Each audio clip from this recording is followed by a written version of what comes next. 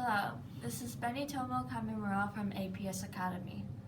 The purpose of this video is to help you learn how to read out loud. Let's get started. ピアニストを目指す少女の自伝 When I was an 8-year-old girl, I was taken for my first music lesson. Ms. Grozinska, the teacher, was a plain, elderly woman, and her apartment was thick with dust.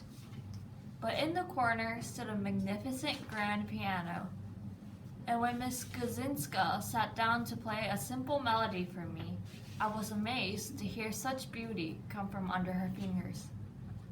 As she played, she altered from a plain woman to someone whose movements were as harmonious as the sounds she was creating. I knew at once that I wanted to be able to bring forth sounds like that. Piano lessons were part of my parents' ambitions for me to have the better things in life. Musicians in Poland have sacred status, and having musical talent is an avenue of success open to all. As a first step toward fame, I was taken for a musical hearing test and felt the shame of failing most of it. Later, though, one of my music teachers told me about the importance of inner ear, the ability to hear feelingly. In this, I turned out to be better. Of course, like many children, I hated practicing. It was extremely dull to go through the finger exercises endlessly, but as soon as I was given parts of real pieces, I learned them with enthusiasm. I didn't wonder about what they should sound like. I seemed to know. Music seemed to me as clear as words.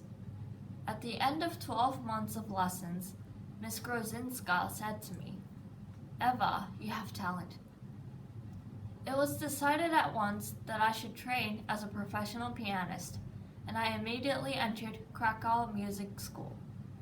It was an old school that combined a basic curriculum with a full music education. Inside, the atmosphere was warm with the sounds of violins, red-faced kids running around the narrow hallways, and the heat of competition.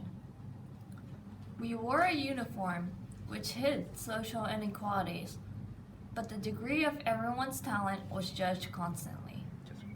A performance, of course, was the peak toward which all the students worked.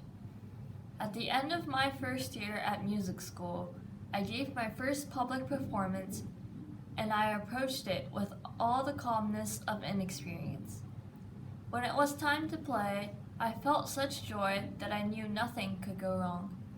I seemed not to be playing, but listening to the music it poured out of my fingers. It was a happy moment. But it was also the last time that I enjoyed such an innocent calm. From then on, performing became more self-conscious and more difficult. My childish fearlessness had gone, and I had to work harder to get the necessary combination of will and relaxation. The time I worked hardest was shortly before my family moved to Canada, when I was 17.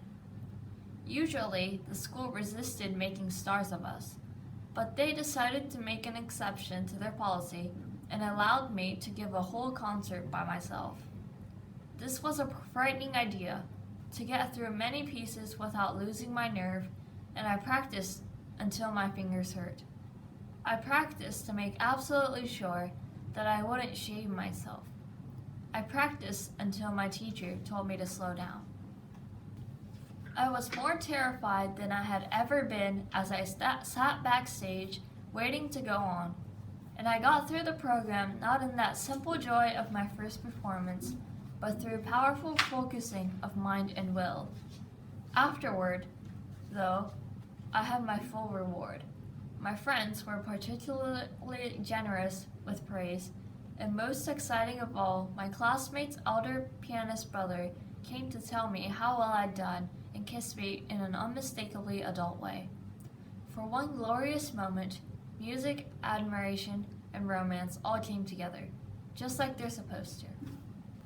How did you do? This is it for today. See you next time.